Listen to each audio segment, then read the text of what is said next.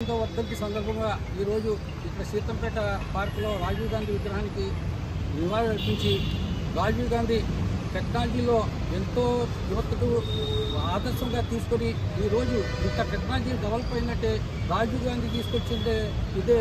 దాని మీద రాజీవ్ గాంధీ చేసిన 18 సంవత్సరాలు ఉన్న 21 సంవత్సరం ఉన్న వాళ్ళకి 18 సంవత్సరాల నుంచి 21 సంవత్సరం దాకా ఓటింగ్ పెంచి యువతకు ముందుకు తీసుకొచ్చి రాజకీయాల్లో తీసుకొచ్చి రాజకీయం అంటే ఏంటో తెలియపరిచి ఈరోజు రాజీవ్ గాంధీ చేసిన మహాసేవలు మనం ఎప్పుడు కూడా మరవలేం.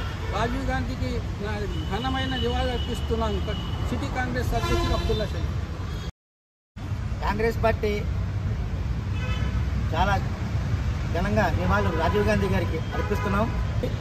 ఆయన ఎన్నో మంచి కార్యక్రమాలు యువతకు మంచి భవిష్యత్తు చూపించి ఇవాళ కాంగ్రెస్ పార్టీకి అందరినీ కీర్తిని తీసుకొచ్చారు. అటువంటి రాజీవ్ గాంధీ లేని లోటు ఎప్పుడు మరువలేంది.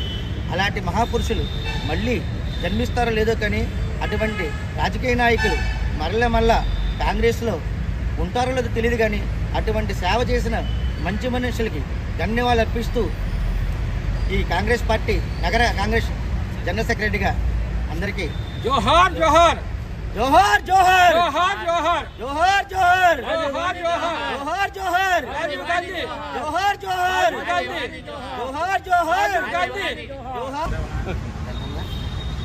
రాజమండ్రిలో జిల్లా కాంగ్రెస్ సిటీ కాంగ్రెస్ సారథ్యంలో వర్ధంతి జయంతి సభ జరుగుతుంది. రాజీవ్ గాంధీ చదువుకున్న టైపుల నుంచి కూడా రాజకీయాల్లోకి రాకుండా ఆయన ఉద్యోగం చేసుకుంటుంటే సంజయ్ గాంధీ పోయాక ఇందిరా గాంధీకి రమ్మని ఆయన వచ్చి ఆల్ ఇండియా కాంగ్రెస్ సెక్రటరీగా ఎంపీగా చేస్తూ వాళ్ళ అమ్మగారు 1984లో మాకు ప్రధానమంత్రి అయ్యారు. ఆయన అయ్యాక దేశం అంతా అల్లకొరగా ఉన్న టైంలో తల్లిగారు కావాల్సిన దేశం సుఖశాంతులు ఉండాలని పిలిపించిన మహనీయుడు రాజీవ్ గాంధీ. 18 ఏళ్ళు ఓటు హక్కు కల్పించిన మహనీయుడు ఆయనే. అప్పుడు భారతదేశంలో కాశ్మీర్ నుంచి కన్యాకుమారి కూడా యువత రాజకీయాల్లో పాల్గొని ఇప్పుడు ఏ పార్టీలో ఉన్న వాళ్ళు అందరూ కూడా ఆ రోజు రాజీవ్ గాంధీ పిలుపు మేరకు రాజకీయాలకు వచ్చిన వాళ్ళే అందరూ. ఎలక్ట్రానిక్ రంగంలో కూడా ఆయన ఎంతో అభివృద్ధి చెంది చేసే దేశాల్లో ఇవాళ ఎలక్ట్రానిక్ రంగం ఎంత అభివృద్ధి దేశంలో ఉందంటే రాజీవ్ గాంధీ చేసిన కృషి.